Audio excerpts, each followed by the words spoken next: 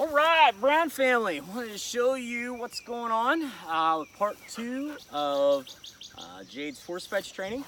And we're gonna kind of pick up where we left off last week. Really the first whole week is pretty much what you saw.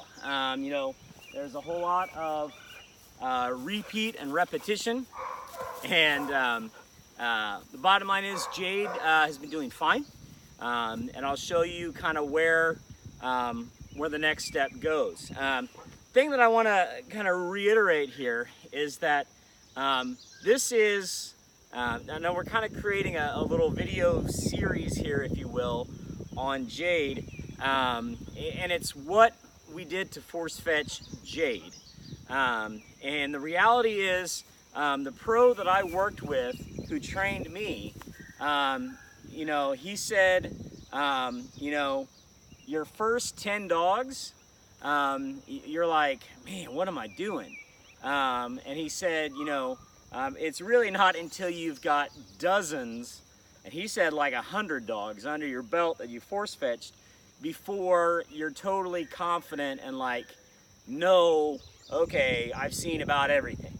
And so, what I've been thinking about with that is kind of thinking about what Jade needs, and thinking about who she is. And when you're force fetching a dog, you got to remember that every dog is unique. They all have their own little quirks. Some pick it up, literally, quicker than others, and some will get stuck on one step seemingly forever. I've had some dogs that I'm like, man, I don't know, like we've been at this one step for 2 or 3 weeks, and they're just not getting it. And if you get to that spot, I want to encourage you that if you get to that spot with a dog, don't give up. But the best thing that a lot of people will tell you, and what I definitely agree, is if you get frustrated, if you're mad at the dog, if you're losing your cool, you're worried you're gonna blow your top at the dog, put them away. Just put them away for a day, 2 days, maybe even 3 days, and don't even worry about working. And then come back to it. A lot of times when we push on a dog, it's stress that builds up in the dog. And when we back off for a day or 2 or 3, and then we come back to it, you've had a chance to really, kind of decompress and think. The dog has had a chance to relax a little bit. And a lot of times, no, that's not yet. There's a bumper sitting by the camera she wanted to get. A lot of times we've had some time to decompress. We see the dog make that big breakthrough. And so, bottom line is, this is not a timed event.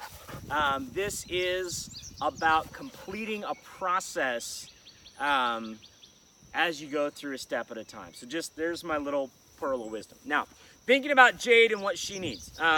Jade is really is like a star student. She really is wonderful. Because she has oodles of drive. You obviously did a lot of hold conditioning or a lot of obedience with her. And so she's in a great place for this process. What she needs to continue practicing with is picking up actual ducks and real birds. So I think Jade has seen a whole lot of bumpers, which is great, but we want to make sure that she's comfortable picking up actual birds. And so you can see obviously she's jumping around and she's starting to try to put her feet on me a little bit, which she knows is a no-no.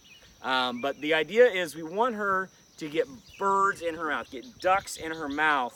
And so when I'm going to be working with her doing our force fetch, when we do our fun bumpers to start off with, instead of using a bumper, I'm going to use an actual bird. Now, some dogs I don't do that. In fact, a lot of dogs I don't do that because they may have bad mouthing habits, they may chew on the bird.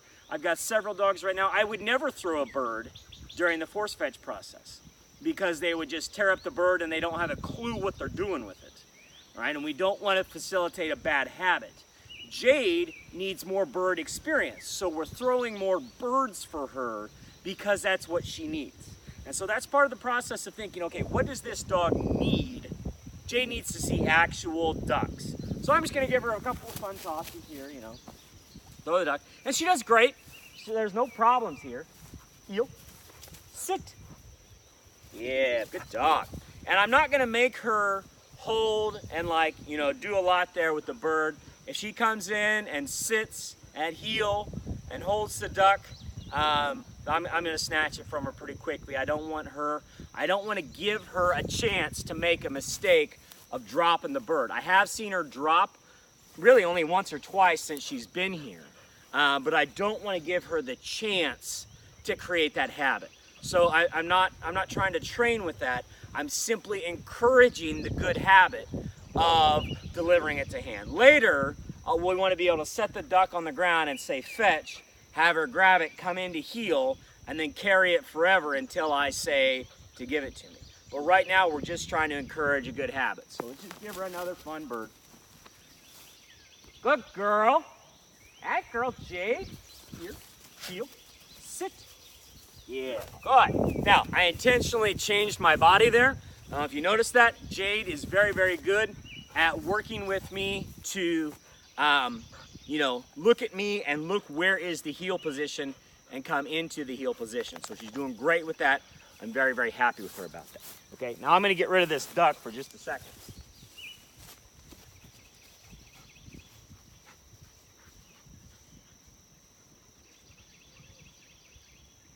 No bird.